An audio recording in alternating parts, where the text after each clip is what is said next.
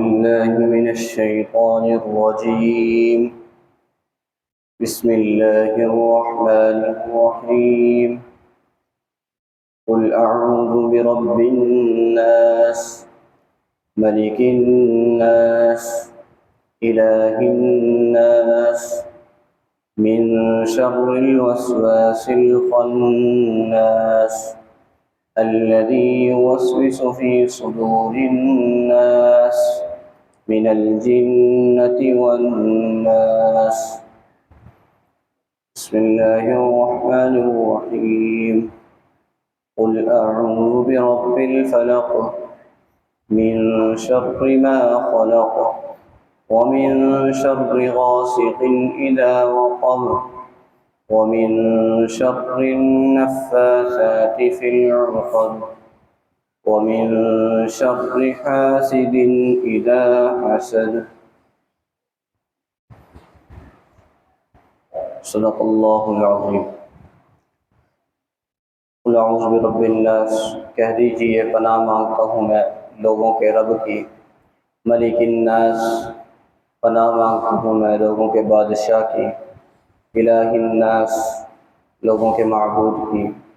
من شر الوسواس الخناس، وسوسہ ڈالنے والے کے شر سے، وسوسہ ڈالنے والے پیچھے ہٹ کر آنے والے کے شر سے، جو وسوسہ ڈالتا ہے لوگوں کے دلوں میں.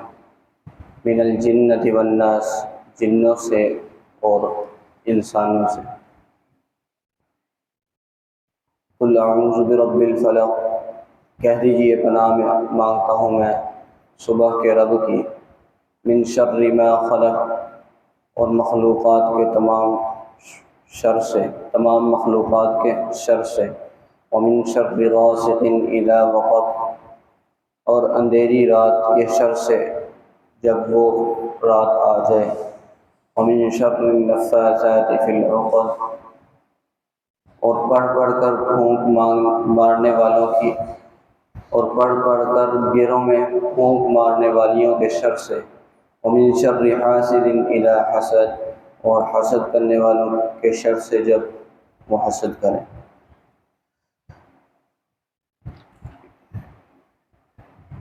یہ قرآن مجید کی آخری دو صورتیں ہیں، سورہ فلق اور سورۃ الناس. ان کو معوذتین بھی کہا جاتا ہے.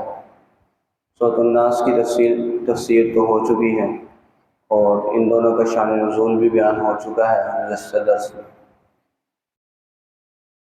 آج سورہ فلق کی تفسیر کریں گے ہم.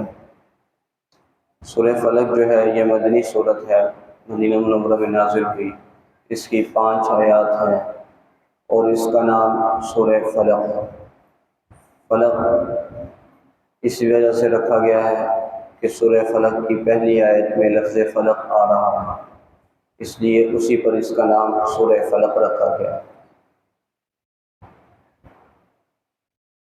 قل اعوذ برب الفلق، اس کے اندر رب الفلق اللہ تعالیٰ کی صفت بیان کی گئی ہے. اللہ تعالیٰ کی صفات تو اور بھی ہیں، اس کو خصوصی طور پر بیان کرنے میں اس بات کی طرف اشارہ ہے کہ جو اللہ رات کی تاریکیوں کو صبح کی روشنی میں بدل سکتا ہے، وہ اللہ تعالیٰ سحر کے جادو کے اثر کو بھی ختم کر سکتا ہے. اور رب الفلق یہ اللہ تعالیٰ کی صفات بیان کی گئی ہے. لفظ فلق کے معنی پھٹنے کے ہیں. لفظ فلق کے معنی پھٹنے کے ہیں، یعنی رات کی تاریکی جب پھٹتی ہے اس کے درمیان سے روشنی نمودار ہوتی ہے، وہ صبح کی روشنی ہوتی ہے جو نمودار ہوتی ہے. اور رب الفلق صبح کے رب کی. اللہ تعالیٰ تو صبح و شام دن رات سبھی کا مالک ہے. یہاں پر صبح کو خصوصی طور پر اسی لیے ذکر کیا کہ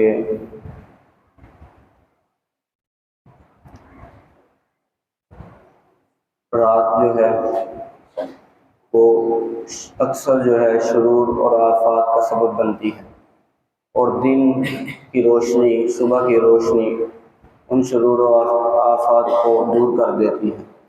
اسی طرح جو شخص اللہ تعالیٰ کی پناہ میں آتا ہے، اللہ تعالیٰ کی پناہ مانگتا ہے، تو اللہ تعالیٰ اس کے شرور اور آفات، اس کی مصیبتوں کو اسی طرح ختم کر دیتے ہیں، جیسے رات کی تاریکی اور صبح کی روشنی رات کی تاریکیوں کے شرور و آفات کو ختم کر دیتی ہے۔